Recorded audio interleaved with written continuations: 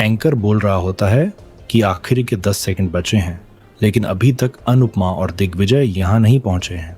जैसे ही काउंटडाउन 2 पर पहुंचता है तभी अनुपमा वहां आ जाती है।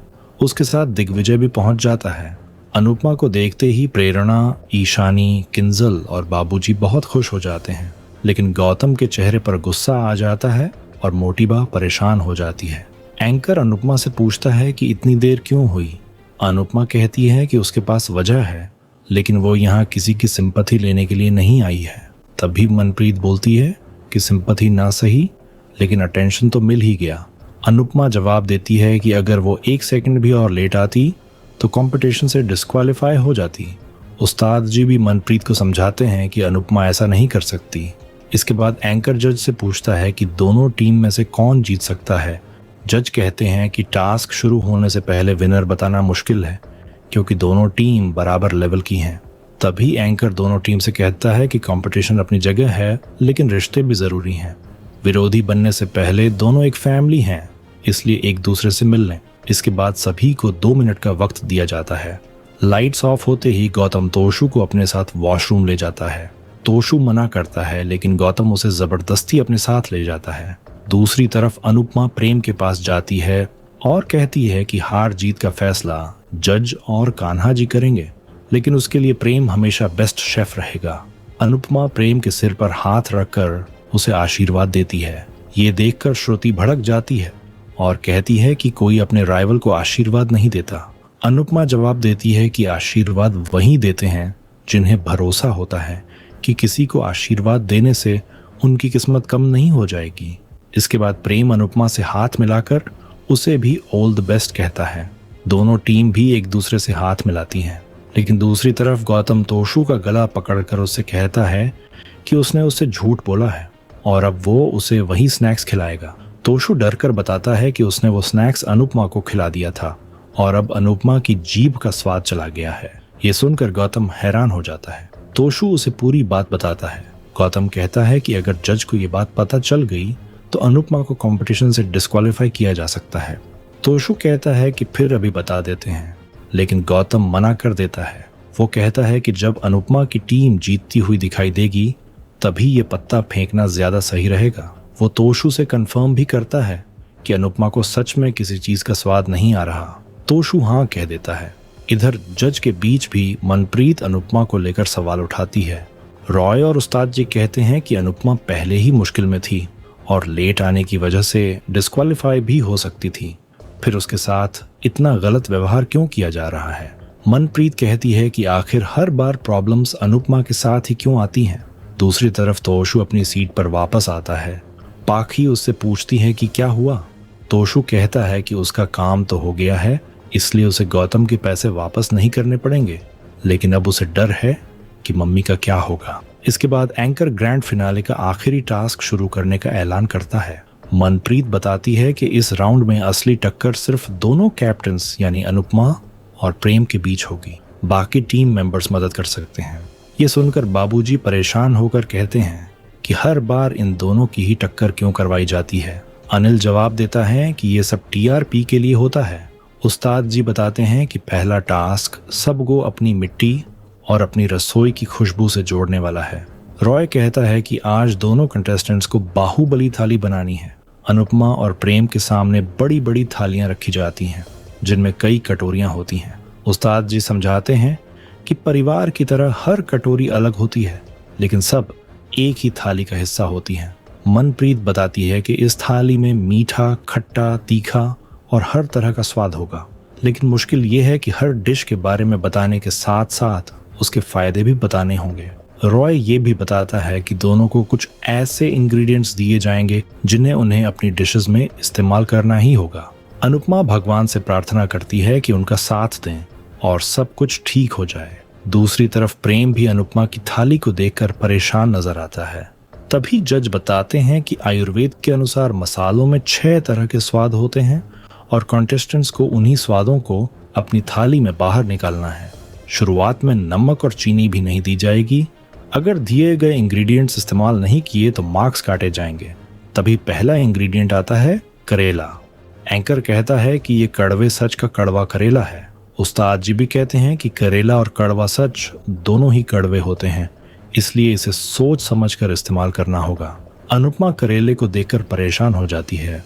वो सोचती है कि अगर उसके टेस्ट सेंसेस वापस नहीं आए तो वो इसके कड़वेपन का अंदाजा कैसे लगाएगी। बिना टेस्ट किए उसे कैसे पता चलेगा कि करेला दाल में डालना है या इसकी सब्जी बनानी है।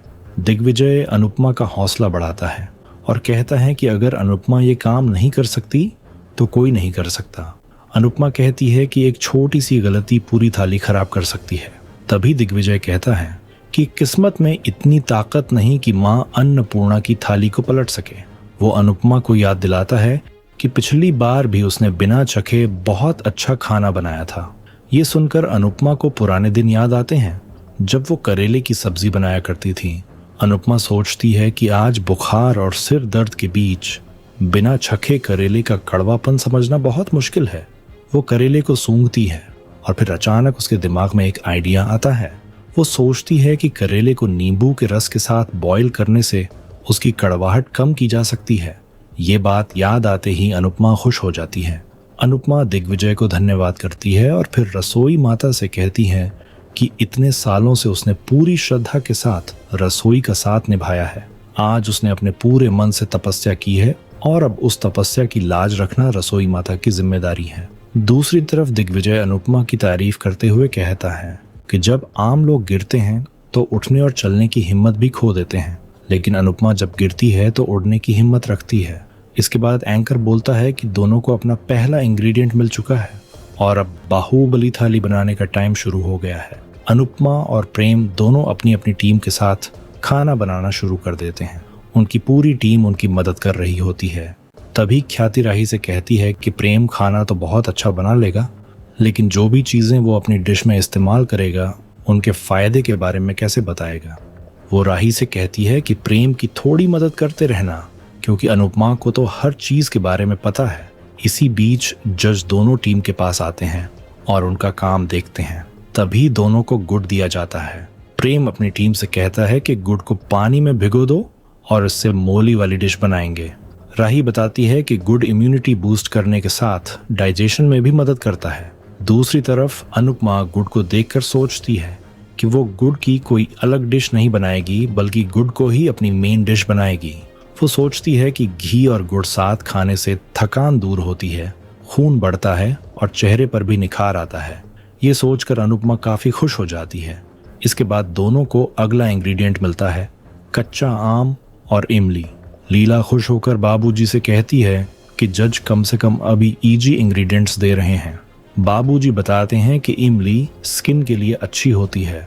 लीला मजाक में कहती है कि तभी तो उनकी स्किन इतनी अच्छी है क्योंकि उन्होंने बचपन में बहुत इमली खाई है। दूसरी तरफ मोटिबा कहती है कि अभी जज आसान इंग्रेडिएंट्स दे रहे हैं, लेकिन आगे जाकर टास्क काफी मुश्किल होने वाला है। उधर पाखी तोशु से पूछती है कि गौतम इतना शांत क्यों बैठा है और कुछ कर क्यों नहीं रहा। तोशु कहता है कि जो लोग काम कर रहे हैं बस उन्हीं पर ध्यान दो। वहीं अनुपमा इमली को टेस्ट करने की कोशिश करती है, लेकिन उसे टेस्ट अभी भी नहीं आता। दूसरी तरफ प्रेम नमक का इंतजार करते हुए परेशान होता है। तभी अगला इंग्रेडिएंट आता है, रेड और ग्रीन चिली। अनुपमा मिर्चियों को सूंघने लगती है। प्रेरणा पूछती है कि अनुपमा मिर्ची क्यों सूंघ रही है। तभी ऑडियंस में बैठी लीला बताती है कि हरी मिर्ची को सूंघने से उसके तीखेपन का अंदाजा लगाया जा सकता है, क्योंकि उसका तीखापन उसके बीजों में होता है। प्रेरणा कहती है कि ये तो नेक्स्ट लेवल की कुकिंग क्लास हो रही है। दिग्विजय भी अनुपमा की तारीफ करते हुए कहता है कि उन्हें देखकर बहुत कुछ सीखने को मिलता है। किंजल कहती है कि हिंदुस्तान की हर गृहिणी प्रोफेशनल होती है। दूसरी तरफ तोशु पाखी से कहता है कि मम्मी तो ऐसे खाना बना रही हैं जैसे उन्हें कुछ हुआ ही नहीं। पाखी उसे याद दिलाती है कि उसने गौतम को बता दिया है कि मम्मी का स्वाद चला गया है। तोशु कहता है कि गौतम ने सब जान लिया है, लेकिन वो अपना पत्ता सही टाइम पर खोलेगा। पाखी कहती है कि उसका सही टाइम जरूर आएगा। इसके बाद सबसे बड़ा ट्विस्ट आता है। दोनों टीम को नमक और चीनी नहीं दी जाती और इन्हें सबसे आखिर में लाया जाता है। मनप्रीत बताती है कि एक कंटेनर में नमक है और दूसरे में रिफाइंड शुगर। ये सुनकर अनुपमा परेशान हो जाती है। वो सोचती है कि इतनी दूर आने के बाद अगर उसने नमक की जगह चीनी या चीनी की जगह नमक डाल दिया तो पूरी थाली खराब हो जाएगी। प्रेम आसानी से दोनों को पहचान लेता है, लेकिन अनुपमा दुविधा में फंस जाती है। लीला बाबूजी भी उसके लिए परेशान होते हैं। तभी एंकर बताता है कि टाइमर खत्म होने वाला है। अनुपमा जल्दी जल्दी अपना काम पूरा करती है, लेकिन उसके मन में यही डर रहता है कि उसने नमक डाला है या चीनी।